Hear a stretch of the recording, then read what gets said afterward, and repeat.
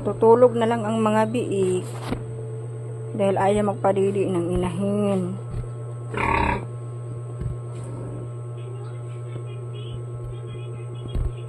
Ganyan lang siya. Kung magpadidi manggaling, ganyan lang. Kalahati.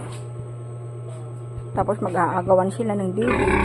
Tapos yung iba sumisigaw. Pag sumisigaw naman, kumukulob na naman. Di wala na naman. Hindi naman makadidi. Kaya, ang gagawin namin, painumin namin ng bear.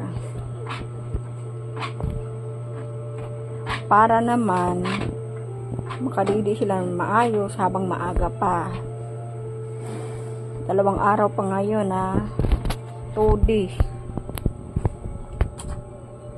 Yan. 2 days pa mga biik. Kinuhaan ko na ng ngipin kahapon.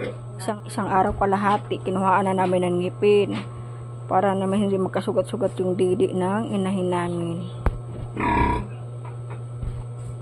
Tapos ngayon, 2 araw na, ayaw naman magpadidi. Habang hindi pala masyadong nangyayat yung mga biik, papainumin na namin. Kasi mahirap na pag mangyayat na, pag nababansot na, ayaw na dumidi.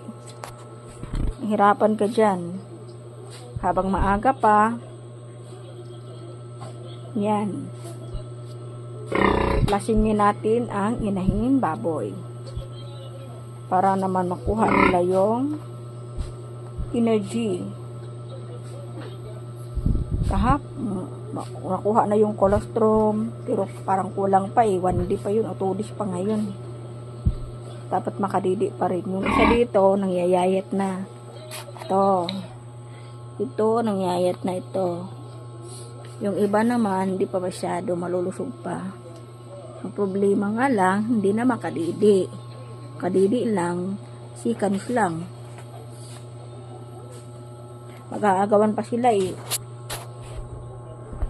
Kaya iyan, maldita naman yung inahin ko. Pagkamaldita. Gusto niya, pag nakahiga, ganyan lang. Ganyan niyang kalahati lang sa didi niya. Ilan yung didi lumalabas. Ayaw magpadidi. Pag nag-iingay-ingay, ganyan. Tatayo na naman. Mamaya pa inumin natin. Okay?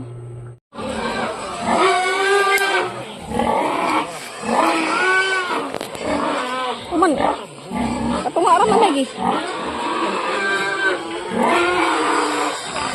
Kalahati lang yung ilagay. Ang ingay-ingay ng mga alaga ko. Ingay-ingay na dahil time feeding na.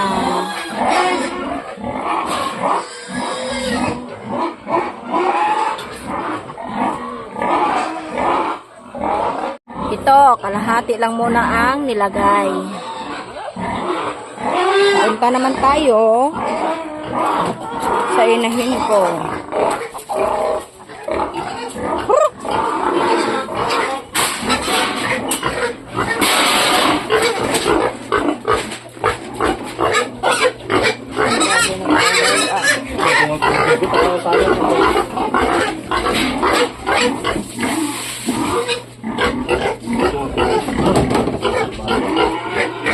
Yan yung bear.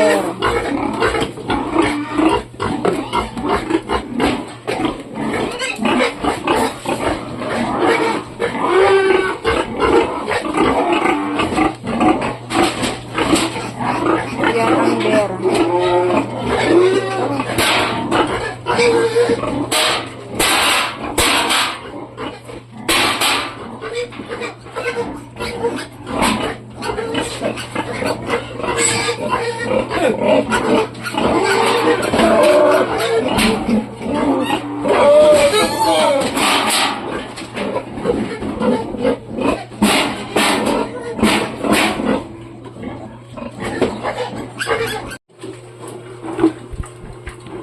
Ay nako, parang gusto ata itapon. Palayo na nga ako kasi ayaw niya lumapit ako.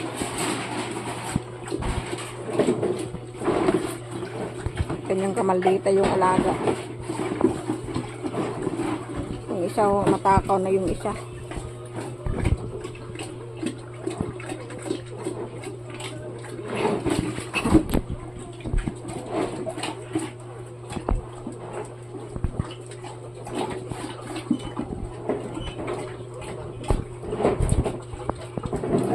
Ay! Tagjabo mandi. Usik ramay na to. Pagkaon. Ito tagjabo. Yun nga, tinapo na naman.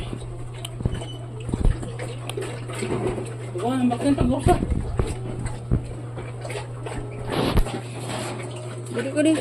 Balik ko mga balik di laba.